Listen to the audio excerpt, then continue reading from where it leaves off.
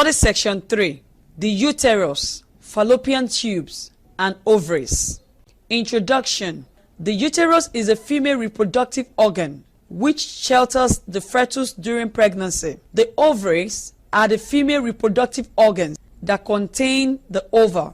The ovaries are the female pelvic reproductive organs that house the ova and are responsible for the production of sex hormones. They are paired organs located on either side of the uterus within the broad ligaments below the uterine fallopian tubes. The ovaries are responsible for housing and releasing ova or eggs necessary for reproduction. In this study section, you will learn about the uterus, fallopian tubes, and ovaries.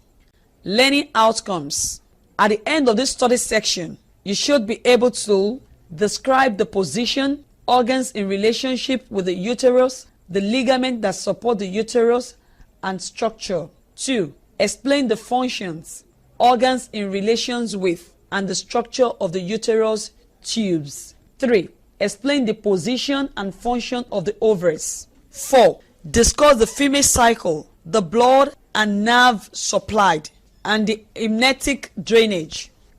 The uterus. Functions. The uterus shelters the fetus during pregnancy. It prepares for this possibility each month, and it expels the uterine content following pregnancy. Position. It is situated in the cavity of the true pelvis, behind the bladder, and in front of the rectum. It leans forward, which is known as antevaction. It bends forward on itself, which is known as anteflexion.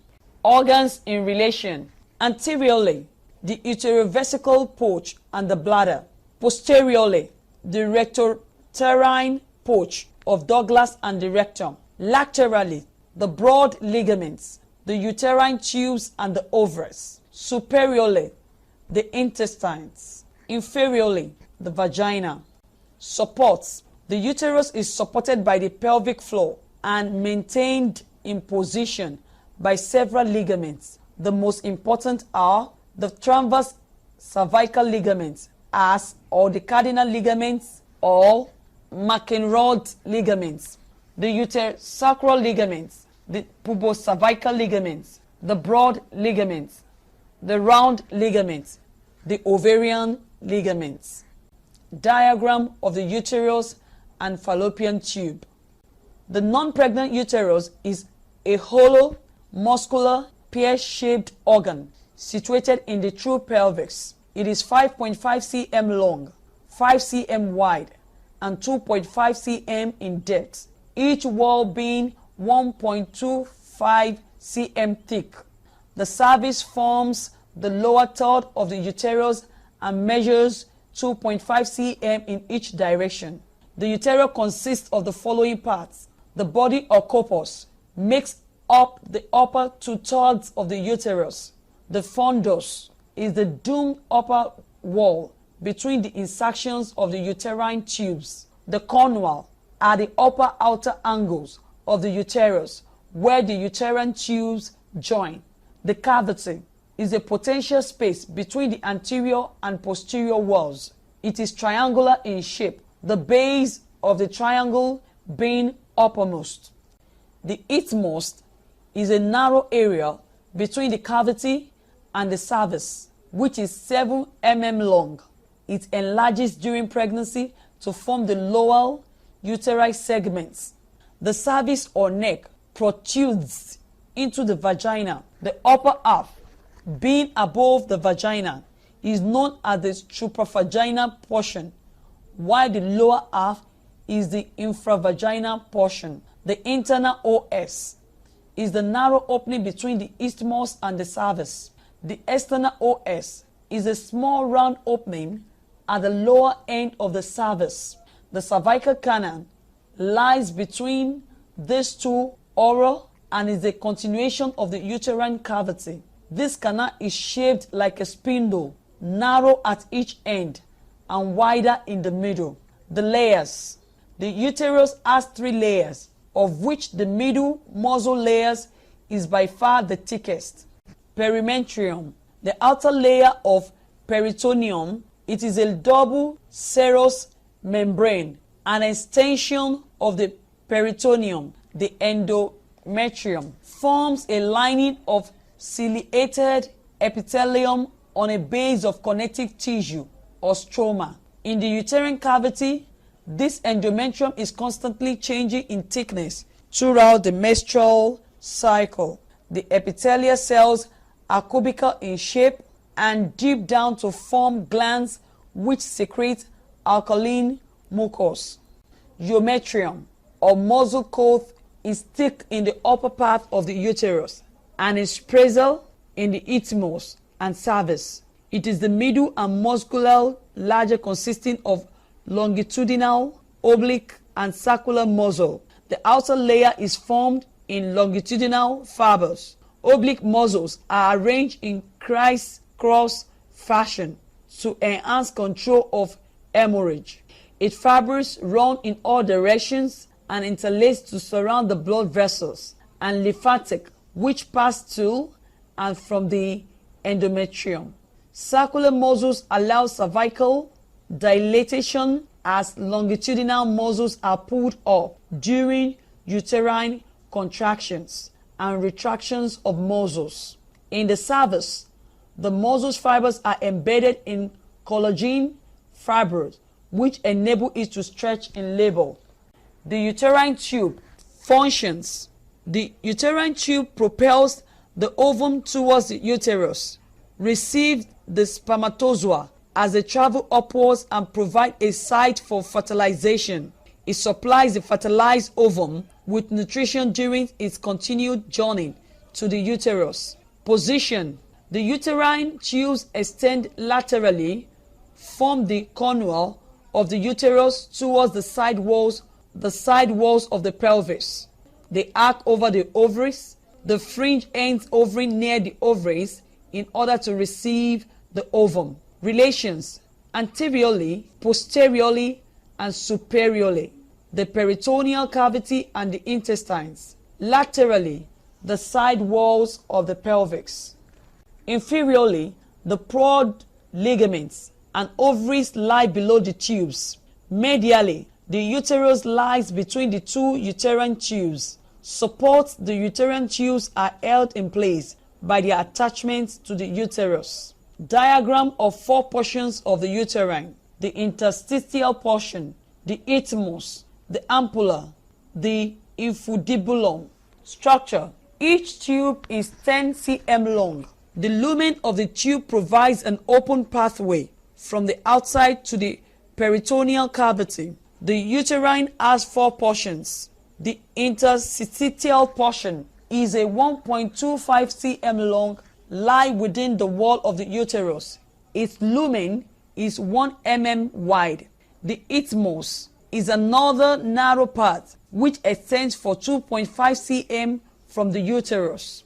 The ampulla is the wider portion where fertilization usually occurs. It is 5 cm long. The infundibulum is the funnel-shaped fringe and which is composed of many processes known as fimbrage. Layers. The lining is a mucous membrane of ciliated cubical epithelium which is thrown into folds known as pellicae. These folds slow the ovum down on its way to the uterus. Beneath the lining is a layer of vascular connective tissue. The muscle coat. This consists of two layers, an inner circular layer and an outer longitudinal layer, both of smooth muscle. The peristaltic movement of the uterine tube is due to the action of these muscles. The tube is covered with peritoneum. Blood supply. This is from the uterine and ovarian arteries, returning by the corresponding veins. Lymphatic drainage. This is to the lumbar glands. Nerve supply. This is from the ovarian plexus. The position of the ovaries. The ovaries are paired organ located at either side of the uterus within the broad ligaments below the fallopian tubes. The ovary is within the effusions fossils. Functions. The ovaries are responsible for housing and releasing ovule or female eggs necessary for reproduction. Gross structure of the ovary.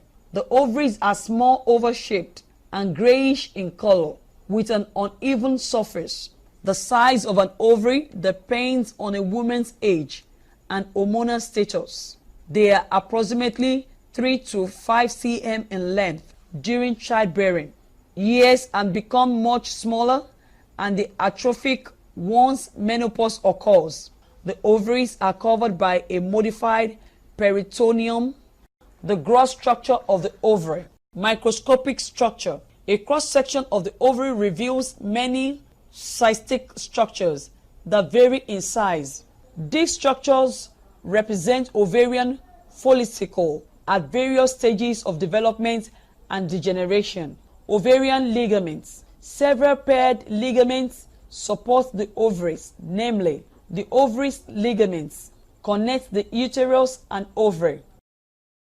The suspensory ligament of the ovary, infundibulum pelvic ligament, attaches the ovaries to the pelvic side wall. This larger structure also contains the ovarian artery and vein, as well as nerve supply to the ovary. The posterior portion of the broad ligaments, the mesovarium, which supports the ovary and houses its arterial and each month, the ovaries go through a series of stages depending on stimulation by the anterior pituitary hormones, the follicle stimulating hormones FSH, and the luteinizing hormone LH. A typical female cycle lasts 28 days. However, this can range from 21 to 35 days. The ovarian cycle has two distinct phases: the follicular phase, days 1 to 14, and the luteal phase, days 14 to 28. The follicular phase is characterized by follicle development and growth, the goal being that one follicle matures and releases an egg at the time of ovulation, around day 14 of the female cycle. The remaining immature follicles go through stages of degeneration up until day 28, when the cycle repeats itself. The egg that is released is picked up by the fimbriae of the uterine tube, and the egg is transported towards the uterus. If fertilization does not occur, the egg degenerates and menstruation occurs. The remaining immature follicles go through stages of degeneration up until day 28, when the cycle repeats itself. The egg that is released is picked up by the fimbriae of the uterine tube, and the egg is transported towards the uterus. If fertilization does not occur, the egg degenerates and menstruation occurs. Nerve supply. Nerve supply to the ovaries runs with the vasculature through the suspensory ligaments of the ovary. Entry the ovary at the ileum. Supply is through the ovarian, hypogastric, and aortic plexuses. Blood supply and venous drainage. Blood supply to the ovary from the ovarian artery. Both the right and left arteries originate directly from the descending aorta. The ovarian artery and vein enter and exit the ovary at the ileum. The left ovarian vein drains into the left renal vein, and the right ovarian vein empties directly into the inferior venous cava. Lymph drainage of the ovary is primary to the lateral aortic nodes. However, the iliac nodes are also involved.